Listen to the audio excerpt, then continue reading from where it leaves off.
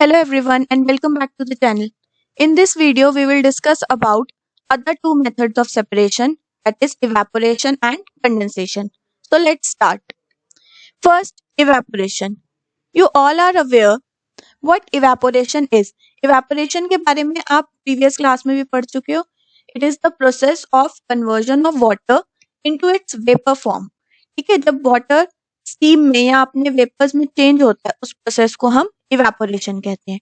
But do you know कि हम इस प्रोसेस से सब्सटेंस को सेपरेट भी कर सकते हैं.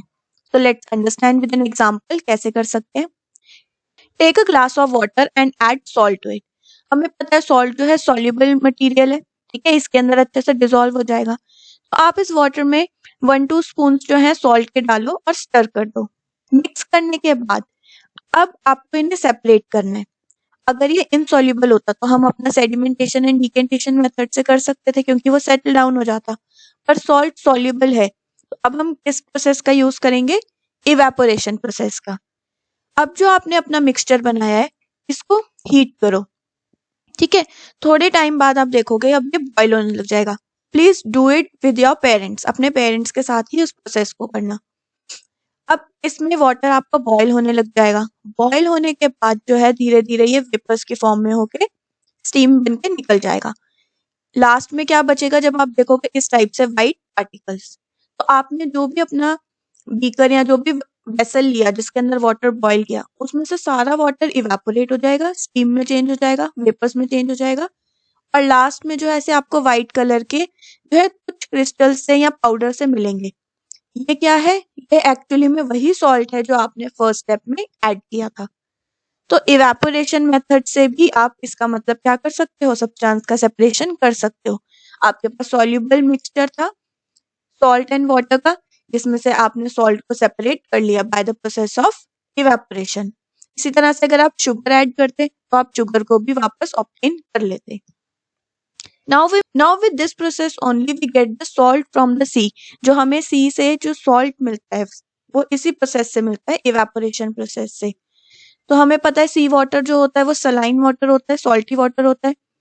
ठीक है, तो अब इसमें क्या करते हैं, जो भी सी वाटर होता है उसको लार्ज एरिया में स्प्रेड कर देते हैं. ठीक, क्योंकि इवेपोरेशन का जो रेट होता है वो लार्जर एरिया में और ज्यादा फास्ट होता है, बहुत जल्दी इवेपोरेट होता है अगर हमारा एरिया बड़ा हो. तो वाटर को इस तरह से स्प्रेड कर देते हैं. थोड़े टाइम बाद ये सारा वाटर इवेपोरेट हो जाएगा due to the heat of the sun. ठीक है, इवेपोरेट होने के बाद यहाँ पर नीचे नीचे सॉल्ट इकट्ठा हो जाता है, जैसे आप देख सकते हो. उसके बाद ये लोग क्या करते हैं, सॉल्ट को कलेक्ट करते रहते हैं. तो हमें फाइनली सॉल्ट मिल जाता है. फिर हम इसे क्लीन करते हैं, प्योरीफाई करते हैं और इन्हीं को ही हम कंज्यूम करते हैं. तो इस प्रोसेस से, इवेपोरेशन प्रोसेस से ही हमें सॉल्ट मिलता है. Now we move on to the next process, condensation. ये इवेपोरेशन का ऑपोजिट है और ये भी आप प्रीवियस क्लास में कर चुके हो. It is the process of conversion of water vapour into its liquid form. ठीक है, मतलब जो हमें वाटर वेपर हमारे पास होते हैं अगर हम उनको कूल डाउन कर दें तो हमारे पास वापस वाटर की फॉर्म आ जाएगी. जैसे वाटर को हीट करने पे वाटर वेपर बनता है तो वाटर वेपर को कूल करने पे वापस लिक्विड फॉर्म यानी कि वाटर ऑब्टेन हो जाता है. तो इसके एग्जांपल्स जैसे कि जो ड्यू हम देखते हैं विंटर्स में, ठीक है, या जो फॉग होती है, ये सब कंडेंसेशन के एग्जांपल्स हैं. इसके अलावा आपने देखा होगा जब आप कोई गर्म बर्तन को ढक देते हो थोड़ी देर बाद उसमें वाटर की ड्रॉपलेट्स आ जाती हैं. Again we have the same reason for that, condensation. क्योंकि जो गर्म बर्तन था उसमें से जो स्टीम निकल रही थी उसको हमने ट्रैप कर लिया. अब जो ऊपर ऊपर हमने लिड रखी है जो उसको ढका है वो थोड़ा कूल होता है, उसका टेम्परेचर थोड़ा सा ठंडा होता है. उस केस में वो उससे कांटेक्ट में आती है स्टीम और स्टीम जो है वो वाटर में चेंज हो जाती है यानी कि कंडेंसेशन हो जाती है. अब इसी प्रोसेस से हम अगेन वाटर को सेपरेट कर सकते हैं अपने मिक्सचर में से. हमने सॉल्ट और वाटर का सोल्यूशन बनाया, उसको इवेपोरेट करा तो हमारे पास सॉल्ट बच गया. लेकिन हम चाहते हैं हम कि सॉल्ट भी अलग हो जाए और वाटर भी अलग हो जाए. इवेपोरेशन के केस में क्या होता है, सारा वाटर जो है वो स्टीम बन के लॉस्ट हो गया था. लेकिन अगर उसी स्टीम को हम ट्रैप करें तो हमारे पास वाटर भी मिल जाएगा और जो सॉल्ट है वो हमारे पास नीचे वेसल में रह जाएगा. तो इसका एक पिक्चर के थ्रू समझते हैं. ये जैसे हमारा सॉल्ट वाटर था, हमने इसको इवेपोरेट करा. इवेपोरेट होने से वाटर तो वेपर में चेंज हो गया या स्टीम में चेंज हो गया और ऊपर की तरफ फ्लो करने लगा। सॉल्ट पार्टिकल्स यहीं पे नीचे मिल जाएंगे हमें। अब जो वाटर वेपर ऊपर जा रहे हैं, हम ऊपर जो है इसमें कूलिंग इफेक्ट डाल देते हैं, यहाँ का टेम्परेचर थोड़ा सा ठंडा रख देते हैं या फिर किसी दूसरे जो वाटर पाइप है उसके थ्रू इसके नोजल को निकाल सकते हैं हम। तो अब जो यहाँ पर स्टीम बन रही थी इसके अंदर वो कूल डाउन हो जाएगी और वो स्टीम वापस वाटर की फॉर्म में आ जाएगी और हम इसे कलेक्ट कर लेंगे। तो इस तरीके से इवेपोरेशन एंड कंडेंसेशन दोनों का यूज करके हम सॉल्युबल मिक्सचर जैसे कि सॉल्ट सॉल्यूशन या जो शुगर सॉल्यूशन होता है इनको सेपरेट आउट कर सकते हैं और हम दोनों कंपोनेंट्स ऑब्टेन कर सकते हैं। तो all these were the methods of separation जो हमने स्टार्टिंग से अभी तक पढ़े, ठीक है। Can we add any amount of substance in water or can we dissolve any amount of substance in water? मतलब हम वाटर में जितना मर्जी अमाउंट ऐड कर सकते हैं। लाइक अगर हम शुगर की बात करें तो हमने 1 ग्लास वाटर लिया तो हम क्या उसके अंदर 1 टीस्पून शुगर ही ऐड कर सकते हैं या 2 या फिर 100 ऑफ टीस्पून भी ऐड कर सकते हैं। तो इसको समझने के लिए again will do one another activity. Take a glass of water or beaker, anything whatever you want, take that vessel, उसमें थोड़ा सा water low and add a teaspoon of salt, we are doing it with salt, let's say 1 चम्मच salt डालो, उसे stir करो, salt mix हो जाएगा। ठीक है, ये हम पहले भी कितनी बार कर चुके हैं क्योंकि salt क्या है, soluble substance है।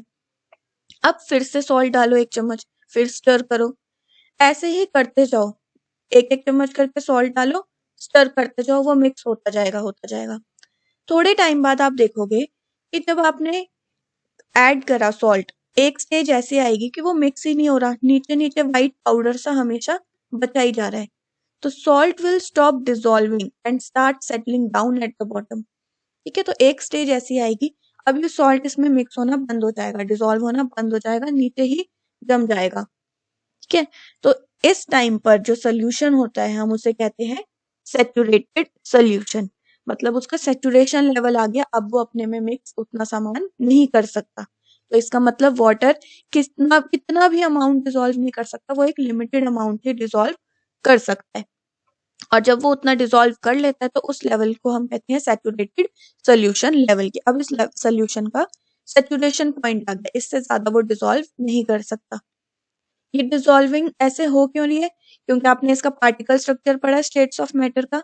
लिक्विड के जो पार्टिकल्स होते हैं उनमें थोड़ा गैप होता है, ठीक है। अब जब हम इसमें कुछ ऐड करते हैं तो उन्हीं गैप में ही वो सब्सटेंस जो है मिक्स होते जाते हैं। लेकिन एक पॉइंट ऐसा आएगा जब वो गैप भी हमारा फिल होने लग जाएगा, इसीलिए वो और ज्यादा सब्सटेंस को ऐड नहीं कर पाता। लेकिन हम एक बारी के लिए इसके सैचुरेशन लेवल थोड़ा सा और इंक्रीज कर सकते हैं बाय हीटिंग इट। जो आपका अभी सैचुरेटेड सोल्यूशन बना था, मतलब सॉल्ट उसमें ऐड नहीं हो पा रहा था, और उस सोल्यूशन को एक पैन में डालो और उसे हीट करो, फिर उसे स्टर करते जाओ, आप देखोगे अब उसमें से सॉल्ट गायब हो जाएगा, मतलब अब फिर से वो डिसॉल्व हो गया। तो यहाँ से एक पॉइंट क्लियर होता है कि we can dissolve more quantity of salt और any other soluble substance when the solution is heated. ठीक है, क्योंकि हीट होने पे थोड़ा सा पार्टिकल्स में मूवमेंट होती है, थोड़ी स्पेस बनती है, तो और ज्यादा डिसॉल्व उसमें अमाउंट हो सकता है, लेकिन अगेन अनलिमिटेड नहीं। उसमें भी एक लेवल ऐसा आएगा कि अब वो दोबारा से और डिसॉल्व नहीं करेगा। So this was important that we can not dissolve any amount of substance in water because it also has a kind of saturation level.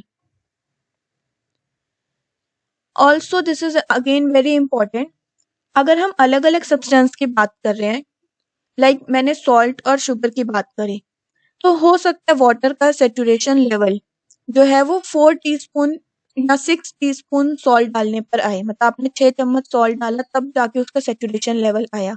लेकिन शुगर डालने पे हो सकता है 4 चम्मच में ही सैचुरेशन लेवल आ जाए। ठीक है, मतलब 4 टीस्पून शुगर डाला, उसी में ही उसका सैचुरेशन लेवल हो गया कि और डिसॉल्व नहीं कर रहा है। तो सैचुरेशन जो है वाटर का वो डिपेंड करता है, वाटर के जो सोल्यूशन का जो लेवल है वो डिपेंड करता है हम कौन सा सब्सटेंस उसमें ऐड कर रहे हैं, सबके लिए वो इक्वल नहीं होता। So with this we come to an end of this chapter, separation of substances. In the next video we will meet with keywords and back exercise.